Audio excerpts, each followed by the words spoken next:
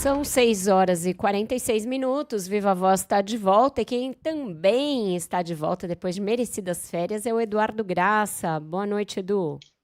Boa noite, Vera. Boa noite, Débora. Boa noite, Carol. Boa noite, ouvinte. Estava com saudade do ponto final.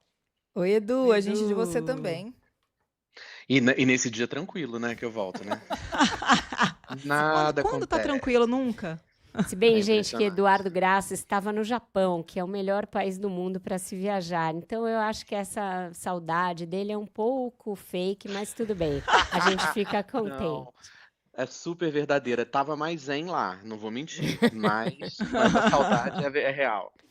Eduardo, como o mundo não nos deixa ficar zen por muito tempo, né? Amanhã, já de cara na sua volta, já tem a abertura da Assembleia Geral da ONU nesse climão que a gente está vendo, né? O Lula deverá falar sobre as sanções que o Brasil está recebendo, seja tarifaço, seja Magnitsky para lá e para cá, cancelamento de vistos, e ele fala logo antes do Trump. As Ah, relações estão muito mal, a gente viu essas novas sanções determinadas hoje. A PGR denunciou o Eduardo Bolsonaro e seu fiel escudeiro Paulo Figueiredo, e sabemos que não tem bilateral entre Lula e Trump.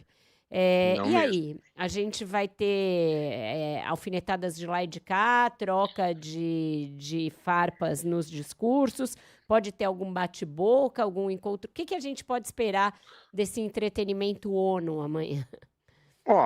Exatamente, entretenimento ONU. O presidente Lula deve fazer um discurso centrado na defesa do multilateralismo, especialmente porque amanhã, né, Vera, também são os 80 anos de Assembleia, né, os 80 anos da ONU, que é um organismo, aliás, constantemente criticado pelo próprio Trump.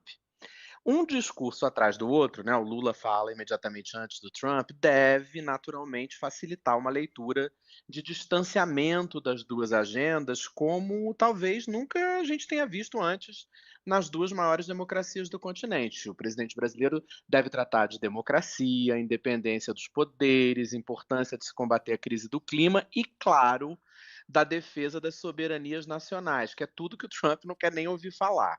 Até as notícias de hoje, o que se sabia do Planalto era que decidira-se que o presidente não iria tratar diretamente no seu discurso amanhã da condenação do ex-presidente Bolsonaro pelo Supremo Tribunal Federal por tramar contra a democracia brasileira, nem das sanções específicas a autoridades e familiares das autoridades brasileiras. Agora, não se sabe se essa decisão mudou e se o presidente vai mencionar de alguma maneira os fatos de hoje. Ninguém está esperando uma troca de farpas direta entre os dois, porque afinal de contas, o Lula e o Trump vão falar para toda a comunidade internacional. E no caso do presidente brasileiro, que como o Trump já teve outras vezes naquele mesmo pódio, há compreensão clara de que o eco do que ele vai falar amanhã é grande. E que o Lula já está, na prática, como a gente sabe, na disputa para a reeleição. Uma das questões, eu acho que é saber como é que ele vai medir as mensagens para os eleitores brasileiros nesse discurso e o traçado que ele vai fazer do Brasil e oferecer para a comunidade internacional nesse tabuleiro geopolítico global tão distorcido pelo Trump, que Uhum. vai incluir o protagonismo do Brasil no combate à crise do clima e no meio ambiente. A COP30 começa já já em Belém.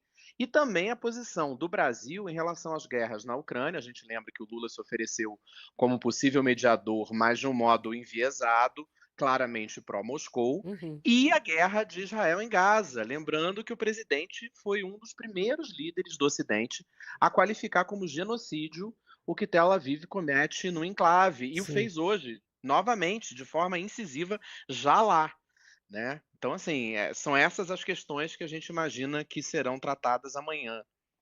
E uma das grandes tônicas também deve ser o reconhecimento oficial da Palestina, né? Nações de grande peso no xadrez geopolítico reconheceram o Estado palestino, como França, Reino Unido, Canadá, Austrália, nos últimos dias. Qual a importância desse reconhecimento, inclusive para se chegar a um cessar-fogo? Débora, assim, obviamente, né, assim, há um aspecto simbólico imenso de se escancarar o isolamento crescente de Israel no planeta e também de se colocar no mesmo patamar do direito internacional Israel e um futuro Estado palestino de fato, né?